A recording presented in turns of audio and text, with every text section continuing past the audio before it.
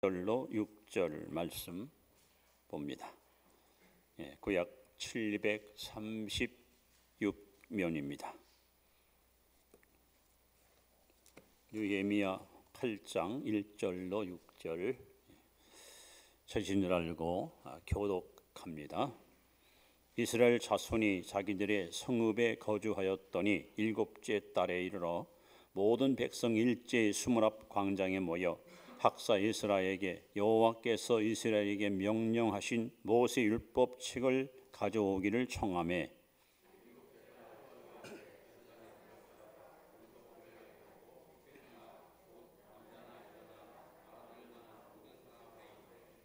수문 앞 광장에서 새벽부터 종옥까지 남자나 여자나 알아들을 만한 모든 사람 앞에서 읽음에 뭇 백성이 그 율법 책에 귀를 기울였는데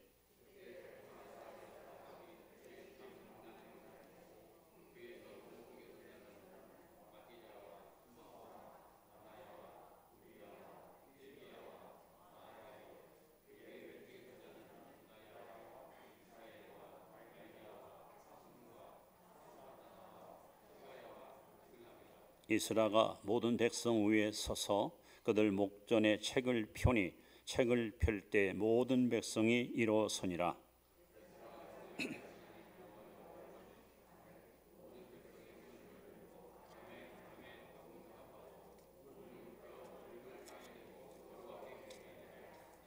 아멘. 6절 말씀까지 보았습니다. 우리 한번 따라합시다. 심령의 부흥을 주옵소서. 자, 오늘은 이런 제목을 가지고 함께 은혜를 나누려고 합니다. 흔히 기독교를 말씀의 종교라고 합니다. 우리가 주일날 교회에 와서 예배 순서를 따라서 하나님 앞에 예배 드릴 때에 찬양도 하고 기도도 하고 또 특성도 하고 또 광고도 듣고 또 이렇게 친교도 하고 여러 가지를 우리가 합니다만은 아무래도 이 설교 시간, 말씀을 경청하는 시간이 아마 예배에서 가장 큰 비중을 차지하고 있다고 저는 알고 있습니다.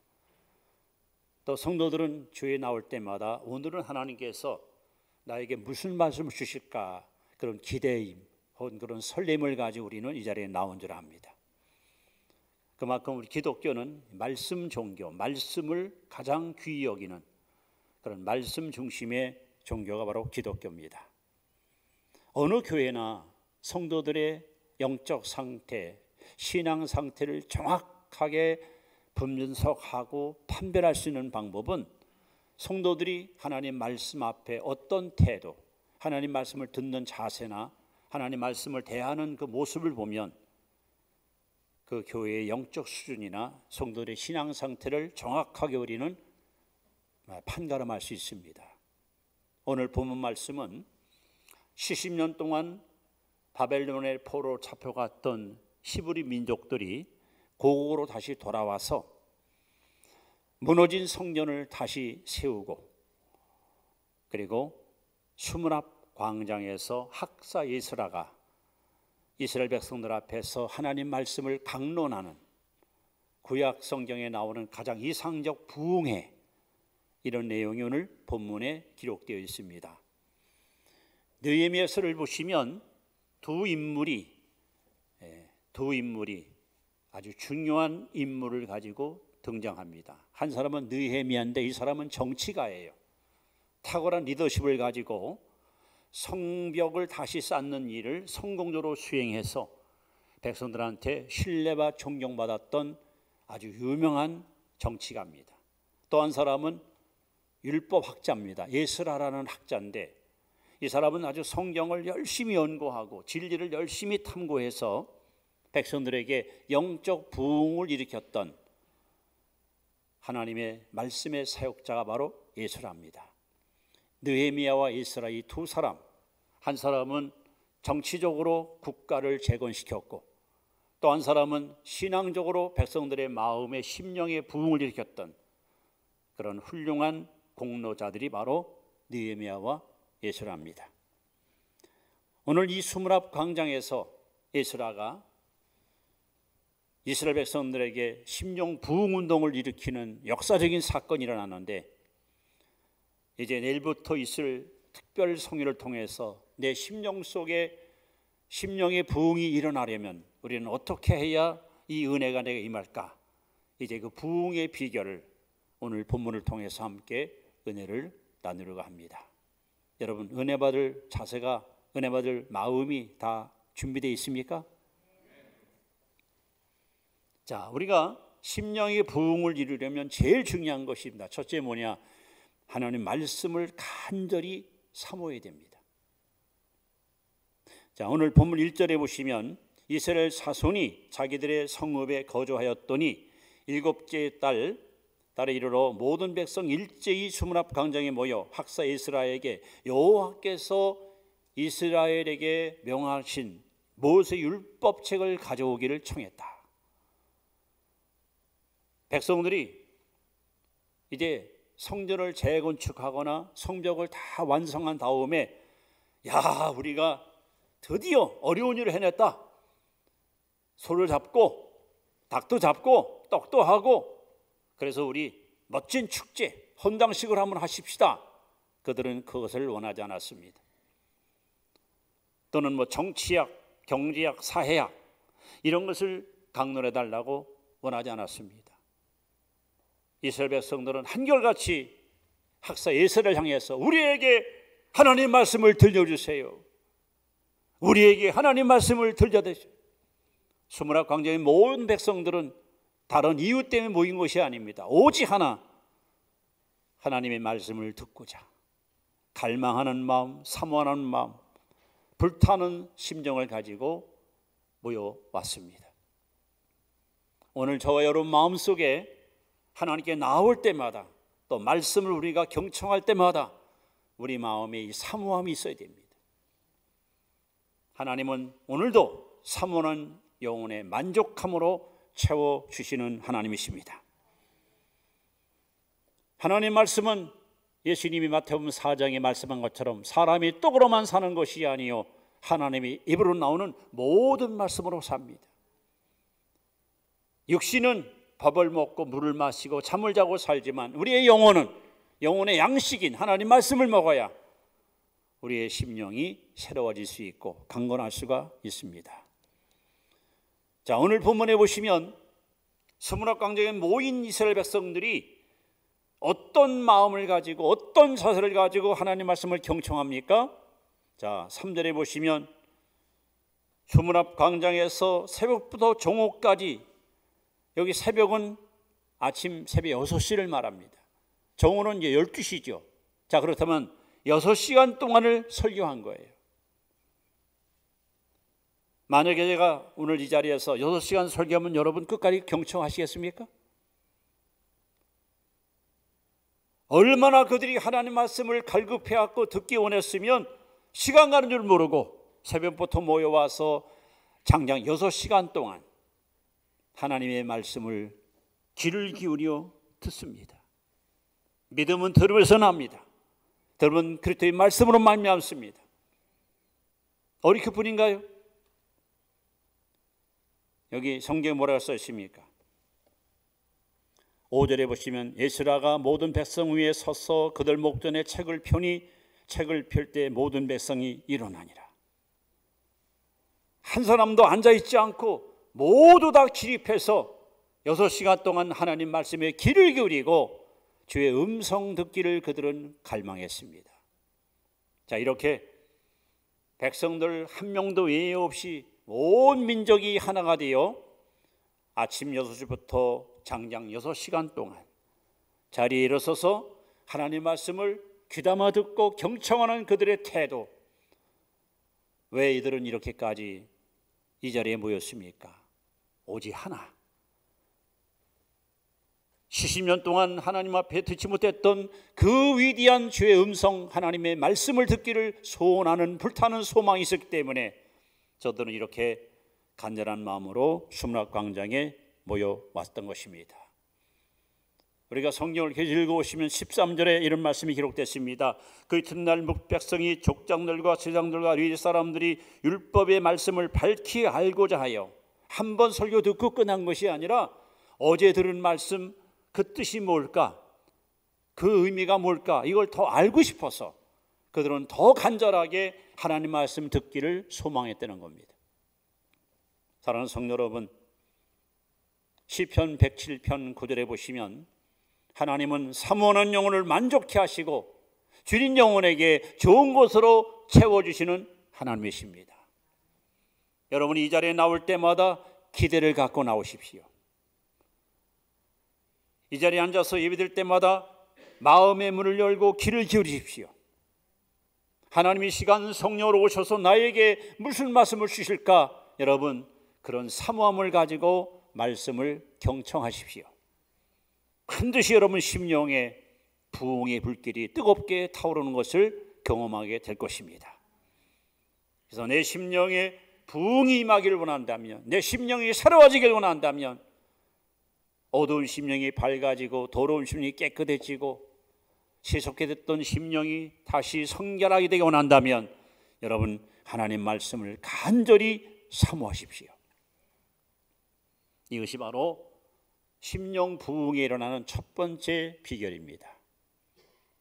자, 두 번째, 심령의 부흥을 우리가 경험하려면 무엇이 또 필요한가? 이번에는 5절 말씀을 보시면 여기 보면 말씀에 대한 경외심을 우리가 가지게 됩니다.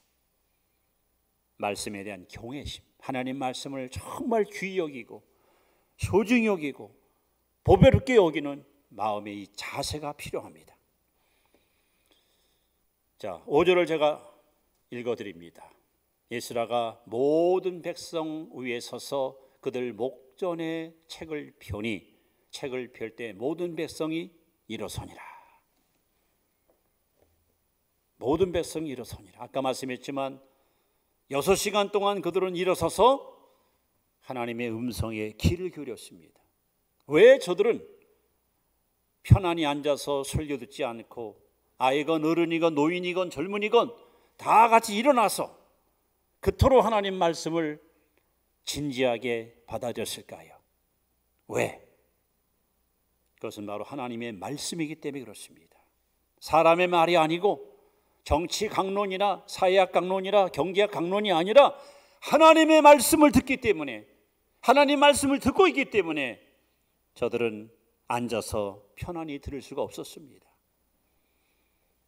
디모데후서 3장 16절에 보시면 모든 성경은 하나님의 감동으로 된 것으로 교훈과 책망과 바르게 함과 의로 교육하기에 유익하니 이는 하나님의 사람으로 온전하게 하며 모든 선한 일을 행할 능력을 갖추게 하려 함이라. 여러분, 효자와 불효자의 차이가 뭘까요?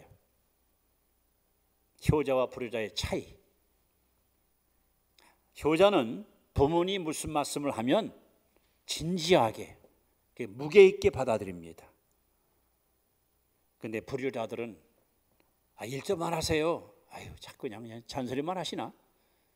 부모 말씀을 아주 가볍게 경망스럽게 받아들입니다. 여러분들이 신앙의 효자라면, 신앙의 효녀라면 하나님의 말씀을 무겁게 진지하게 그렇게 받아들이는 것이 맞는 겁니다.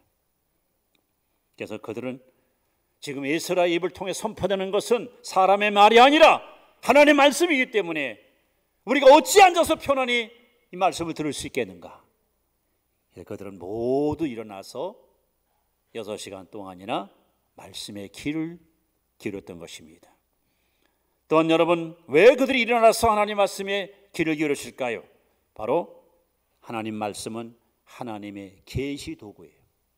하나님이 누구인가 하는 것을 우리에게 알려주는 정확한 도구가 바로 성경입니다. 하나님은 누군가, 어떤 분일까? 이걸 알 수 있는 방법이 대략 3가지가 있습니다. 첫째는 자연 만물을 통해서.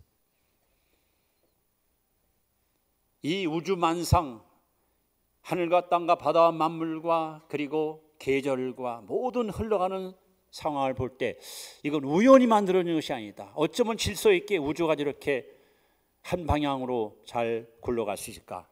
정말 관심 있게 과학적으로라도 우주의 신비를 우리가 공부하게 되면 이거는 분명히 누군가가 창조한 분이 있다 하는 걸 알 수 있습니다. 또 하나님 알 수 있는 방법은 역사를 통해서 합니다. 여러분, 역사가 주는 교훈이 뭡니다? 순천자는 존하고 역천자는 망한다는 거예요. 하나님을 거스리는 사람은 반드시 개인도 국가도 망하고 하나님의 뜻을 따르는 민족과 백성은 반드시 흥하는 것이 역사가 주는 교훈입니다. 그리고 하나님은 우리 마음속에 양심이라는 선물을 주었습니다. 악을 행하면 괴롭고 거짓을 행하면 왠지 마음이 편치 않습니다. 그러나 양심의 수를 따라 살면 마음이 편하고 행복을 느끼고 삶의 보람을 우리는 느낍니다. 그러나 가장 중요한 것은 오직 성경만이 하나님 우리에게 보여주는 정확한 계시의 도구입니다. 그래서 요한복음 5장 39절에 예수께서 말씀하기를 너희가 성경에서 영생을 어느덧 알고 성경을 연구하거니와 이것이 곧 내게 대하여 증언하는 것이라.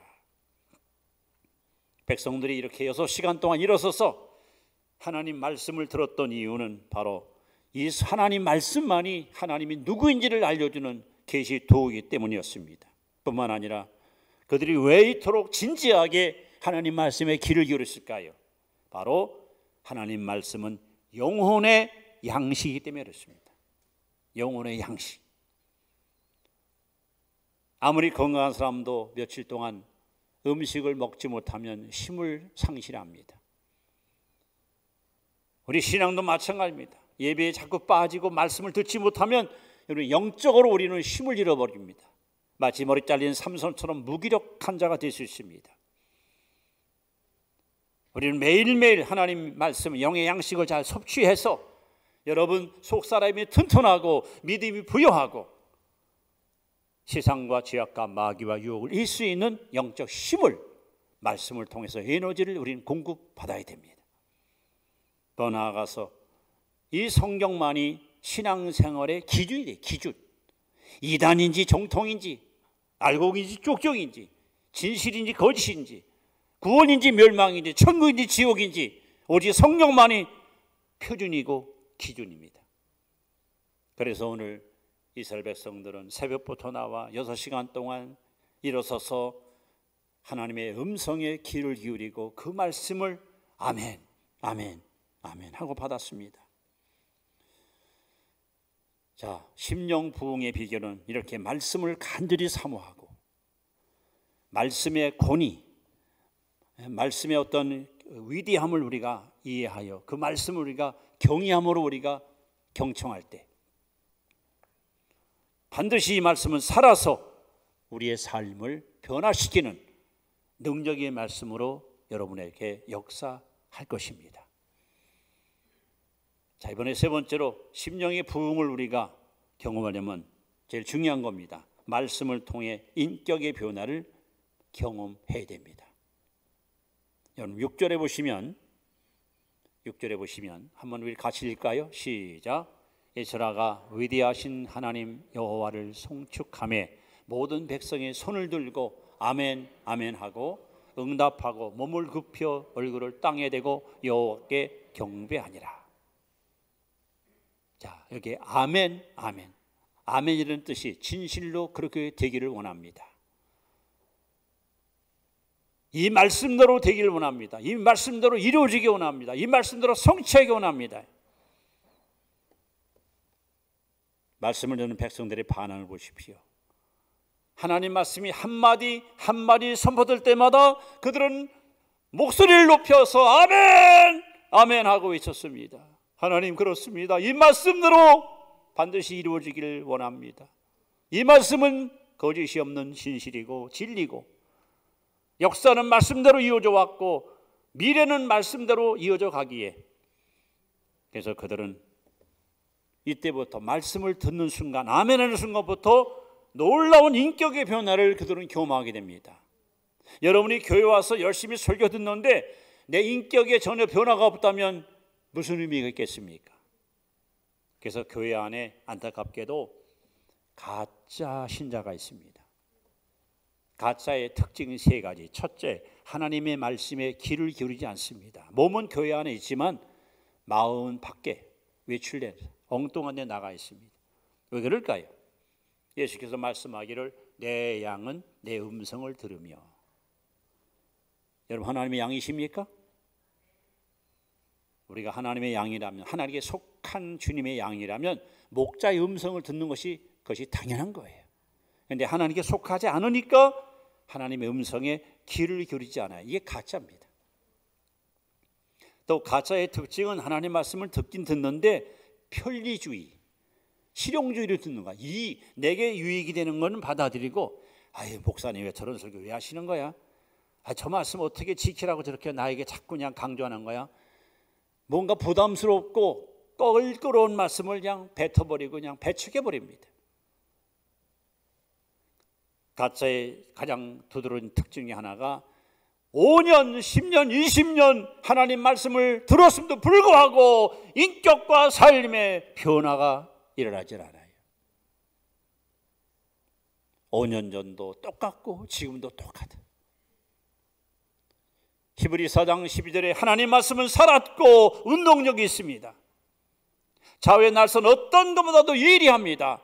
혼과 영과 관절과 골수를 찔러 쪼개는 능력이 있습니다. 여호와의 모든 말씀은 능치 못하심이 없습니다. 이 말씀을 들었는데, 이 말씀을 받았는데 왜 변화가 안 일어납니까? 오늘 본문에 보십시오. 수문앞 광장에 모인 백성들이 예수를 통해서 들려오는 말씀을 들을 때 어떤 변화를 그들은 경험합니까? 자, 첫째는 우리가 1장에서 7절에 보시면 그들에게 율법을 깨닫게 하였다. 또 8절에 보시면 그 낭독하는 것을 다 깨닫게 하니, 첫 번은 깨닫는 거예요. 지적인 역사죠. 하나님이 여러분이 이곳에 와서 예배 드릴 때마다 하나님 말씀을 깨닫는 은혜가 있기를 축원합니다. 깨달아야 돼요. 깨닫지 못하면 아무 소용없습니다.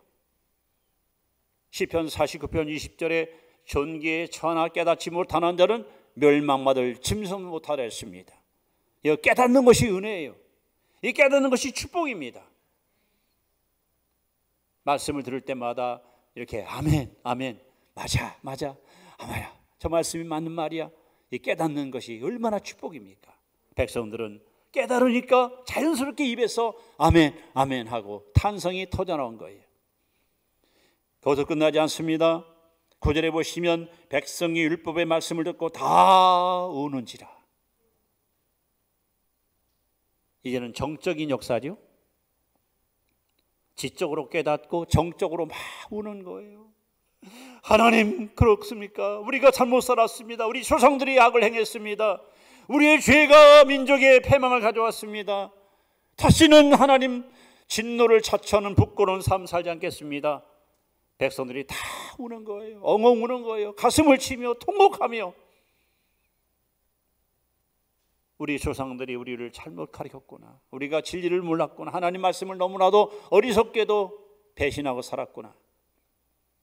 이렇게 여러분, 말씀은 각 사람 심령 속에 비수같이 박혀서 하나님의 뜻을 깨닫게 할 뿐 아니라 동시에 그 말씀 앞에 자신이 얼마나 형편없는 존재인 것을 발견하게 하고 결국은 통에 자복하는 회개운동이 일어나게 됩니다. 자, 많은 사람들이 여기까지는 해요. 교회 와서 열심히 찬양하고 기도하고 말씀을 듣고 때로는 눈물을 흘리고 감동을 받아요. 그리고 입으로 아멘 하고 여기서 끝나면 안 돼요. 그 다음에 제일 중요한 것은 의지적으로 행동이 따라가야 됩니다. 16절에 보시면 백성이 이에 나가서 나뭇가지를 가져다가 여기 초막절을 지어요. 초막절을 절기를 지키기 위해서 백성들이 이제 흩어져 가지고 나뭇가지를 주워다가 초막집을 짓습니다. 영혼 없는 믿음이 죽은 것과 같이 행함 없는 믿음은 죽은 믿음입니다. 우리가 말씀을 듣고 은혜를 받아도 여기서 끝나면 안 됩니다. 말씀이 말씀대로 우리가 따라갈 때, 순종할 때, 실천할 때 그때 여러분들은 기적을 경험할 수 있고 하나님 살아계심을 우리는 체험할 수 있고 진짜 하나님은 나와 함께 하는구나, 놀라운 간증을 여러분은 고백할 수 있는 거예요. 그래서 예수님께서 마태복음 5장, 6장, 7장 주옥 같은 말씀을 선포하신 후에 7장 14절의 결론이 뭐예요? 누구든지 내 말을 듣고 준행하는 자는 그 집을 반석에 지은 지혜로운 자와 같으니 이랬어요. 여러분, 반석 같은 믿음의 성도 되기 원하십니까? 말씀대로 준행하십시오. 누구든지 내 말을 듣고 준행치 아니한 자는 그 집을 모래에 지은 어리석은 자와 같으니 누가 지혜로운 성도고 누가 어리석은 성도입니까? 말씀을 듣고 실천하면 지혜로운 성도고 말씀을 듣고 실천하지 않을 땐 어리석은 신자입니다.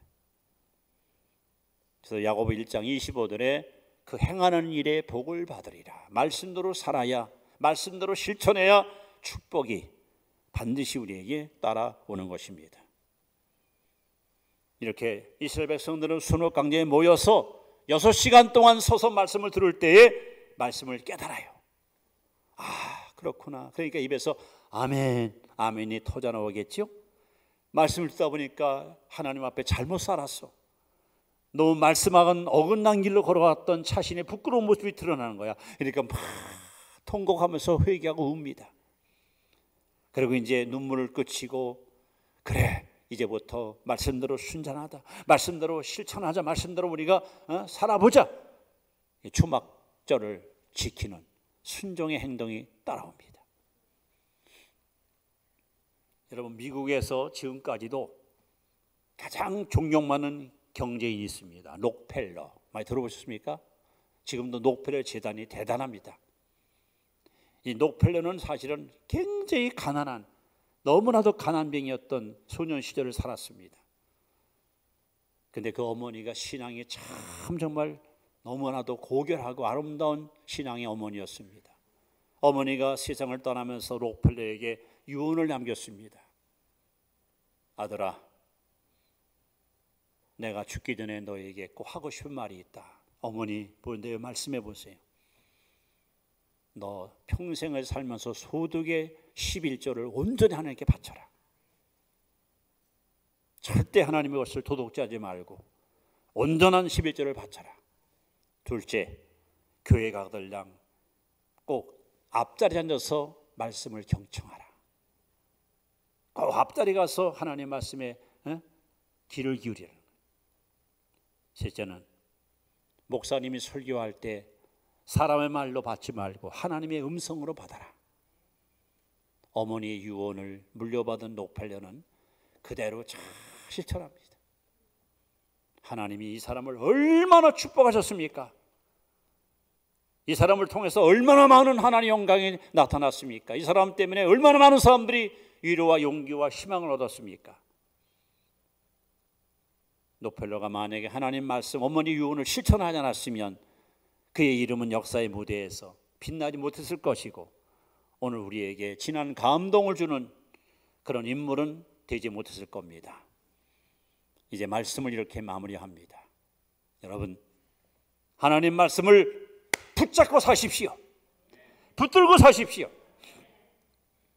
베드로 사도가 요한복음 6장 68절에 주여 말씀이 주께 있사오매 우리가 어디로 가오리이까? 베드로는 하나님 말씀을 꽉 붙잡고 꼼짝하지 않고 주님만 따라갔습니다.